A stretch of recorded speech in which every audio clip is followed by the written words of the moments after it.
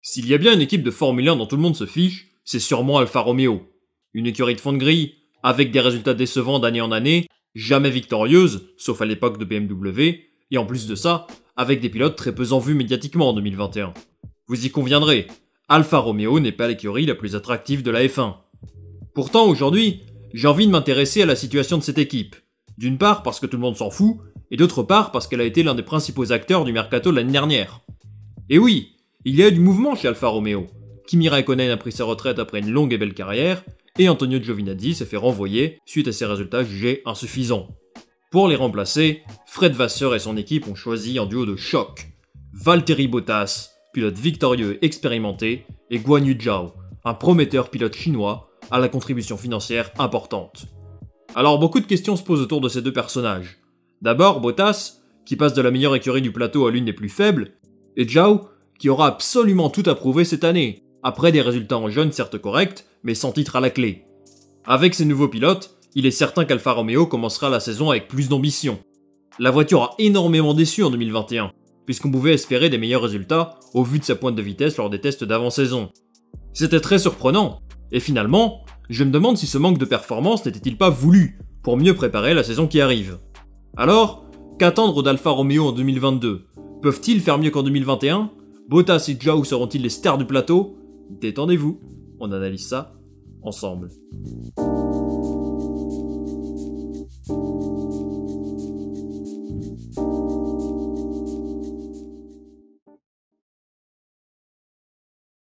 Revenons un an en arrière, en janvier 2021. Alfa Romeo est, avec Haas, l'une des deux équipes à avoir annoncé officiellement avoir stoppé le développement de sa voiture. C'est tôt, très tôt, mais Frédéric Vasseur, le responsable de l'écurie, assumait sa décision.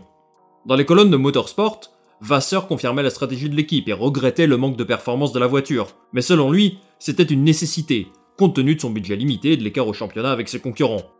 Alors pour ma part, je pense que cette décision peut être risquée, compte tenu des incertitudes autour de la saison à venir. Cependant, je comprends les raisons qui ont poussé les petites écuries comme Haas et Alfa Romeo à concentrer leurs ressources en 2022, tant les nouvelles réglementations constituent une véritable révolution. Aujourd'hui, l'objectif est clair. Alfa Romeo veut viser le midfield, voire plus, rien que ça. Bon, je vous le dis direct, toutes les équipes de bas de tableau ont déclaré viser le milieu de grille en 2022, et toutes n'y arriveront pas. C'est mathématique, il y aura forcément des déçus. Pour autant, la confiance affichée par Alfa Romeo me laisse perplexe, et je m'interroge. Quelle a été la stratégie de développement de la voiture pour être aussi sur deux ? Déjà, Alfa Romeo fait partie des écuries qui profitent le plus de l'apparition d'un budget plafonné en Formule 1. Ce budget est fixé à 140 millions de dollars pour tout ce qui concerne l'aspect performance de la voiture. Cette mesure est censée être à double tranchant. Pour faire très simple, les écuries les plus riches du plateau devront baisser leurs dépenses allouées au développement de la monoplace, ce qui permettra aux écuries plus modestes d'avoir le même budget de développement que les grosses équipes et donc, sur le papier, d'avoir des monoplaces à un niveau de compétitivité similaire. Bon ça, c'est seulement de la théorie. Des écuries comme Mercedes, Ferrari, Red Bull ont des infrastructures et un savoir-faire qui sont largement supérieurs aux écuries comme Haas ou Alfa Romeo, ce qui doit leur permettre de jouer le haut de tableau. Malgré tout, ce plafond budgétaire amène forcément une restructuration au sein de la plupart des écuries qui doivent souvent procéder à des réductions d'effectifs, ce qui n'est pas le cas d'Alfa Romeo, bien au contraire. Sauber va pouvoir dépenser quasiment le maximum du budget autorisé par la FIA, puisqu'elle se trouve aujourd'hui dans une situation financière beaucoup plus confortable. Elle a renouvelé son partenariat avec la marque de voitures italienne et surtout, a dû apprécier la somme d'argent monumentale apportée par le recrutement de Guan Yu Zhao. Cette stabilité financière permet à Alfa Romeo de dépenser et de répartir plus efficacement ses ressources. D'abord, après plus de 2 ans de travail, la construction d'un simulateur flambant neuf est enfin terminée. Valtteri Bottas et Guan Yu Zhao peuvent déjà en bénéficier. Le directeur technique de l'équipe, Yann Monchot, estime que c'est un très grand pas en avant pour Alfa Romeo, qui était très clairement à la traîne par rapport aux autres équipes sur cet aspect. Tout le monde dans le paddock a accès à un simulateur digne de ce nom, sauf Haas, mais bon, eux c'est vraiment un cas à part. Et c'est un outil essentiel pour accélérer le développement de la voiture. Un autre aspect du développement de la monoplace à l'avantage d'Alfa Romeo est évidemment l'aérodynamique. Si vous avez suivi les autres previews de la chaîne, vous savez ô combien les tests en soufflerie sont importants pour la saison à venir. En terminant 8ème du championnat en 2020, Alfa Romeo a bénéficié d'un temps en soufflerie plus conséquent que certains de ses concurrents.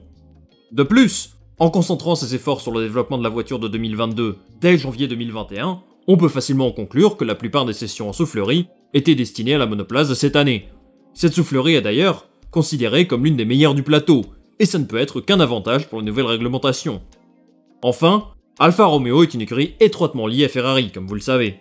Fred Vasseur a annoncé que son écurie utilisera un nouveau moteur Ferrari, contrairement à la saison dernière, où ils n'ont pas pu en bénéficier principalement pour des raisons budgétaires.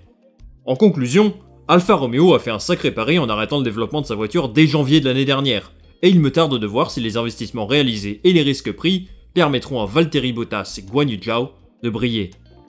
Et la transition est toute trouvée. Il y a beaucoup de questions autour de ces deux pilotes.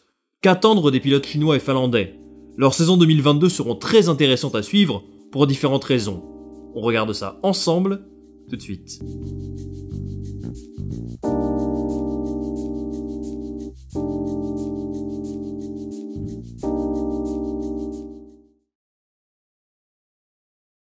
Le Nouvel An chinois célèbre cette année le tigre, un animal fort, féroce, dont la présence en milieu sauvage se fait ressentir par son écosystème tout entier. Si le tigre est un animal très respecté dans son environnement, Guan Yu Zhou a quant à lui plutôt encore tout à prouver, pour gagner du crédit auprès de ses pairs et du grand public. Notre ami Guan Yu écrira prochainement l'histoire, puisqu'il va devenir le premier pilote chinois de l'histoire de la Formule 1. Comme vous le savez, cela a des conséquences économiques considérables. La Chine est un marché très attractif pour le monde du sport en général, et la signature de Guan Yu Zhou est assurément, en partie, un choix budgétaire pour Alfa Romeo. Pour une écurie de fond de grille en difficulté financière, l'arrivée du pilote chinois représente une opportunité très difficile à refuser. Zhou est d'ailleurs perçu comme un pilote payant, et toute l'attention médiatique s'est portée sur les millions qu'il pouvait apporter, plutôt que sur son talent, et son parcours dans les catégories inférieures. Pourtant, son chemin jusqu'à la Formule 1 est assez intéressant, on va regarder ça ensemble rapidement. Il fait d'abord partie de la Ferrari Drivers Academy, et termine deuxième de F4 italienne en 2015, ce qui lui permet de monter en Formule 3 européenne.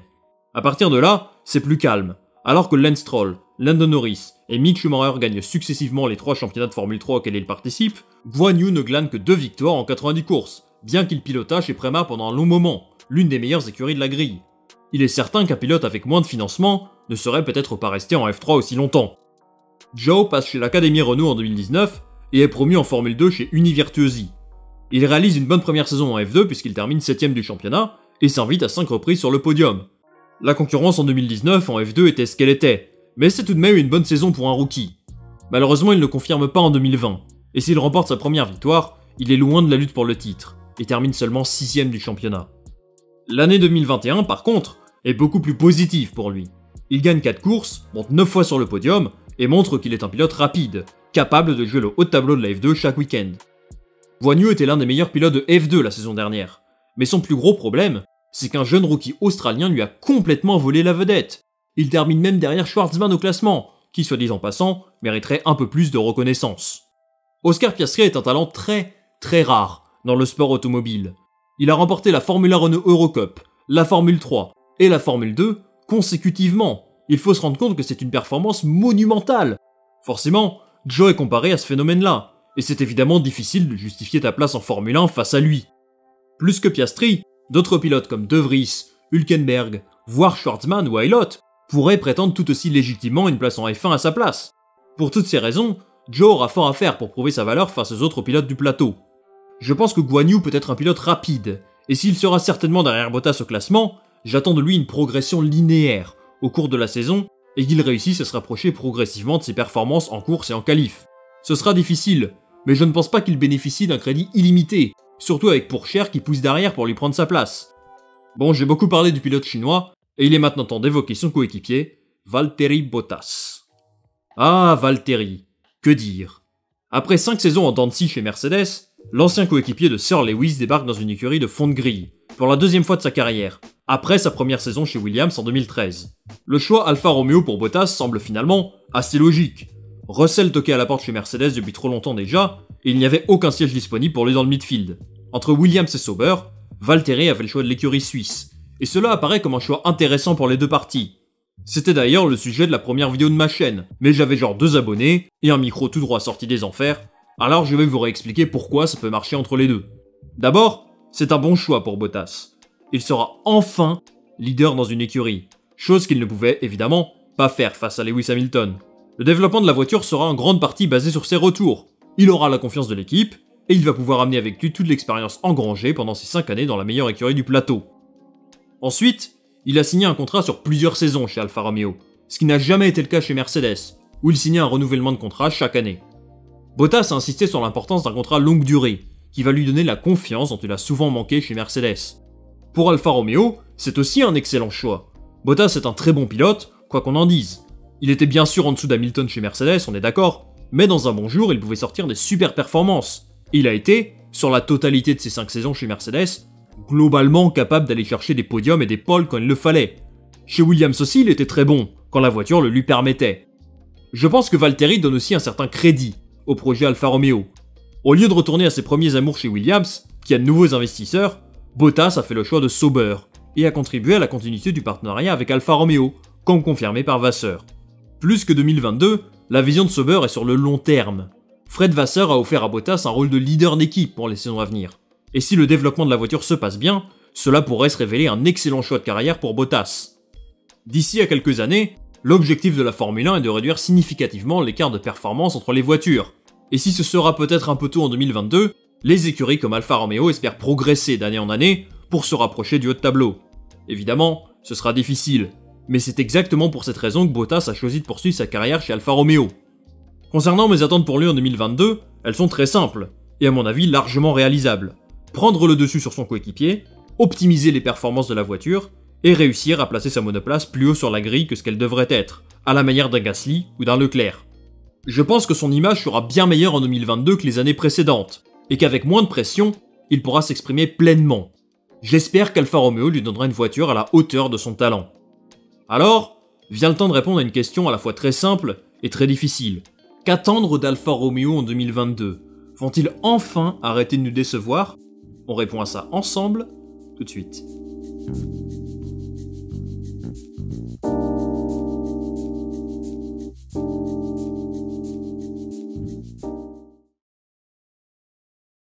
Comme je vous le rappelle à chaque preview d'écurie, il est impossible de prédire le classement de la saison 2022, tant l'impact des changements dans les règlements de la Formule 1 est flou.